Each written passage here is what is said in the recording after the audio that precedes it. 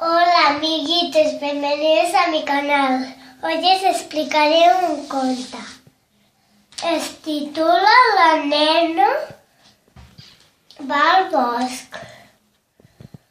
Un dia la nena va anar al bosc a anar a collir bolets.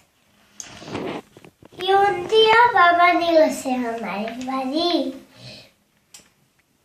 per allà que hi ha tants arbres i flors, bolets i rovellons. I van anar collint, els van ficar en una bolsa i van anar a casa, van caminant.